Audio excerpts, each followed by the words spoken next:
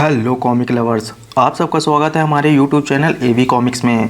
तो दोस्तों, आखिरकार इतने दिनों बाद हम लेकर आए हैं प्लाज्मा मैन का 8वां एपिसोड। लेकिन उससे पहले पिछले एपिसोड में आपने देखा, मैं हमेशा तुम्हारे साथ रहूंगा, तुम्हारा ख्याल रखूंगा, तुम पर कोई भी आंच आने नहीं दूंगा। तेरे करीम भाई और याजुशी मैम की जोड़ी एक नंबर की लगती है। तूने सुना नहीं मैंने क्या कहा? बता जल्दी, तुझे यहाँ किसने भेजा है? और वह आदमी जवाब देते हुए कहता है, हम विक्रांत सिंह के लिए काम करते हैं और मुझे अपनी फैमिली को बचाने के लिए तुम्हें हर हाल में मारना होगा विक्रांत। तुम जब तक जिंदा रहोगे आमिर और याजुशी खतरे में ही रहेंगे। मैं आ रहा हूँ विक्रांत, तुम्हारी कहानी हमेशा के लिए खत्म करने। मैं विक्रांत सिंह का दोस्त बोल रहा हूँ, प्लीज मेरे दोस्त को बचा लीजिए। अब फोन रखता हूँ इंस्पेक्टर, उम्मीद है कि आप उसे बचा लेंगे। Bye inspector. और इतना कहकर वो फोन को काट देता है और जोर जोर से हंसने लगता है। और अब आगे।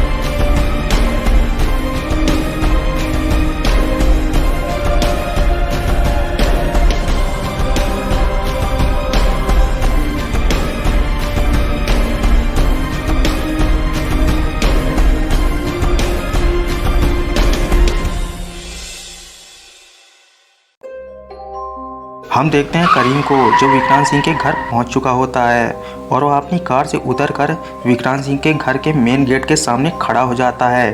और करीम अपने आप से कहता है, आज मैं तुम्हारी कहानी हमेशा के लिए खत्म कर दूंगा विक्रांत। और इतना कहते ही करीम अपने प्लाज्मिक कॉन्ट्रैक्ट से गेट पर हमला कर देता है और गेट उखड़कर दूर जा गिरता है। फिर करीम विक्रांत सिंह के घर के अंदर जाता है और वह देखता है कि विक्रांत सिंह के एक एक आदमियों की लाश चारों तरफ पड़ी हुई है। और करीम लाशों को देखकर काफी हैरान हो जाता है।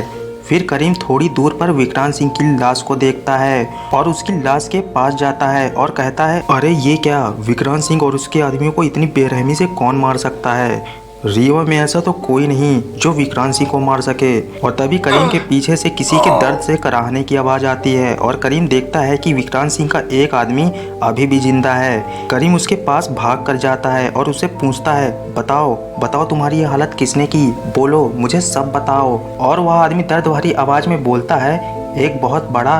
और इतना कहकर आदमी की आवाज बंद होने लगती है। करीम उससे फिर से कहता है, हाँ आगे बोलो, एक बहुत बड़ा, एक बहुत बड़ा क्या? लेकिन अफसोस करीम की आवाज वह आदमी नहीं सुन पा रहा था, क्योंकि उस आदमी की मौत हो चुकी थी। और उस आदमी के मरते ही वहां पर इंस्पेक्टर अजय अपनी टीम के साथ आ जाते हैं।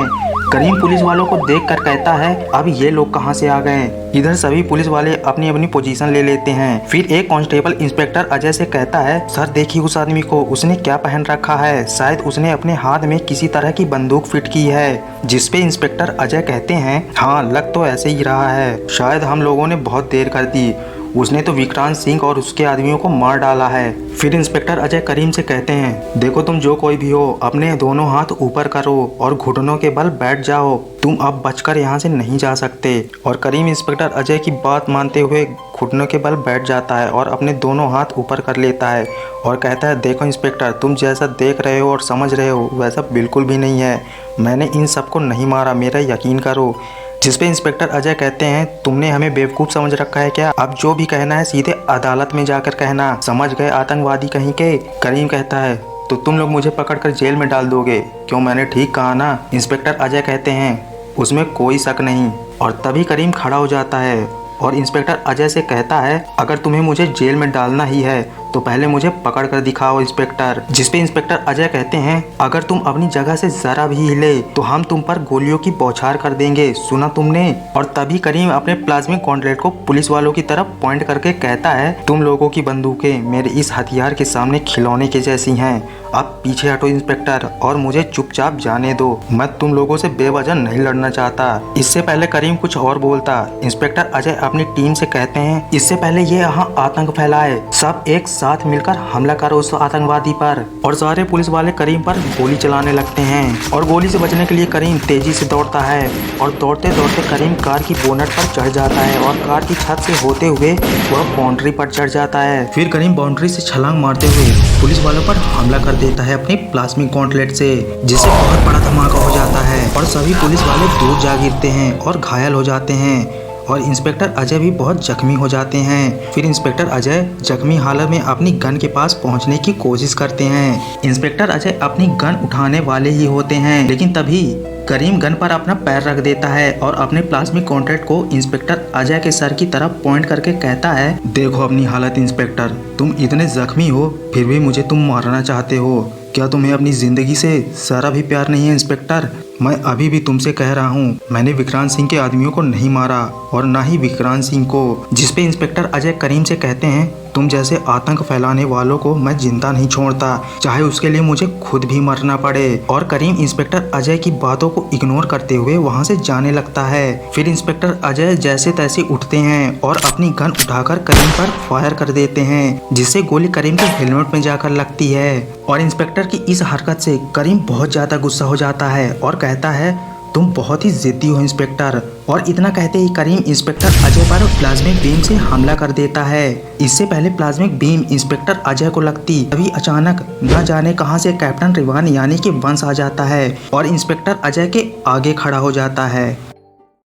तो दोस्तों आज के लिए बस इतना ही, मिलते हैं प्लाज्मा मैन के अगले एपिसोड में। और अगर आपको ये वीडियो अच्छी लगी और आप इस तरह की वीडियो को देखना पसंद करते हैं तो लाइक और कमेंट ज़रूर करिएगा, ताकि हमें पता चल सके जो वीडियोस हम आपके लिए बनाते हैं वो आपको कितनी अच्छी लगती हैं। आपके लाइक और अच्छे कमेंट्स ही हमारा हौसला कई गुना बढ़ाते हैं और हमें बहुत ज़्यादा मोटिवेट करते हैं। और अगर आपको नए सुपर हीरोज़ की ओरिजिन स्टोरी और उनकी सुपर पावर्स जानना है तो हमारे एबी कॉमिक्स के चैनल को जरूर सब्सक्राइब करिएगा। तब तक के लिए गुड बाय कॉमिक लवर्स।